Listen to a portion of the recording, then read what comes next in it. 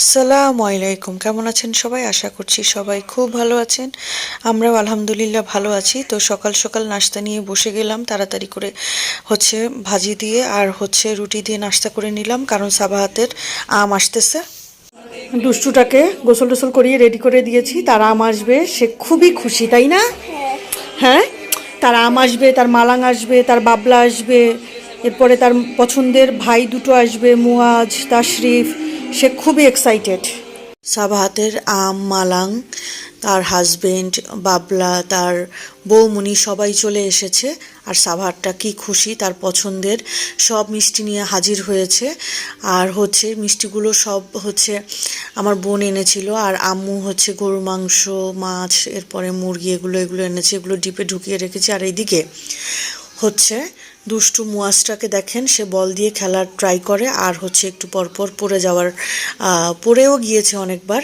আর এইদিকে এখনই দেখবেন এক জায়গায় বলটাকে পা দিয়েই লাথি মারতে যেয়ে এই যে পড়ে যেতে নিয়েছে, এরপরেও অনেকবার পড়ে গিয়েছিল। আর এই যে এখানে দেখেন বোনটা তার দুই ভাইকে নিয়ে বসে আছে।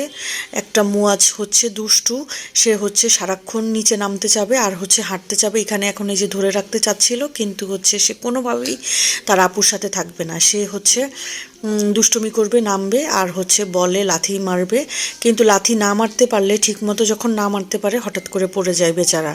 বেচারা এখনও তার হাঁটাটা খুব ভালো মতো শক্ত হয়নি। আর নিচে নেমে বলটা নিয়ে সে মুখে প্রথমে দিবে, তার তার কাজই মুখে দেয়া।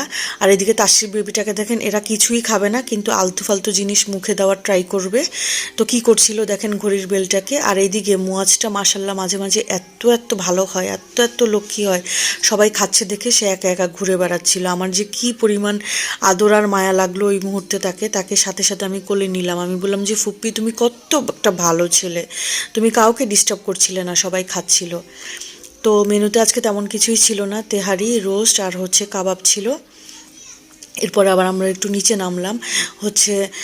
সাবাহাত পার্কে নিয়ে গেল তার ভাইদেরকে, যদিও তার ভাইটা খুবই ছোট, পার্কে তেমন একটা তারা একা একা উঠতে পারবে না। তারপরেও যতটুকু পেরেছে তারা তিন ভাই বোন খুব এনজয় করেছে।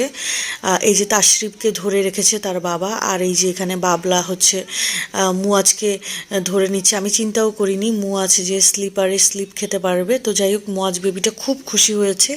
এদিকে বাবলা আর এই দুষ্টু সাবাহাতটা ঢেকিতে বসে কি করছিল, খুব খুশি। বিশেষ করে আমার সাবাহাতটা মাশাল্লাহ কত, মনে হয় 1-1.5 বছর পরে এত খুশি হয়েছে, তাকে আমি এত খুশি দেখেছি। আর এখানে তাসরিফ আর মুয়াজ এখানে দোল দোল খাচ্ছে। এরপরে সাবাত বললো যে চলো আমি তোমাদেরকে স্কুলটাও দেখিয়ে নেই। এরপরে আমরা স্কুলের দিকে রওনা দিলাম। তো আমি ভাবিনি আজকে তাদেরকে আমরা আজকে ঢুকতে পারবো, যেহেতু ফ্রাইডে ছিল। এরপরে স্কুলে ঢুকতে পারলাম। তারপরে তার স্কুলে স্পোর্টস এই জন্য খুব সুন্দর করে সাজিয়েছে, এখানে স্টেজও করেছে, স্টেজে আমরা উঠলাম।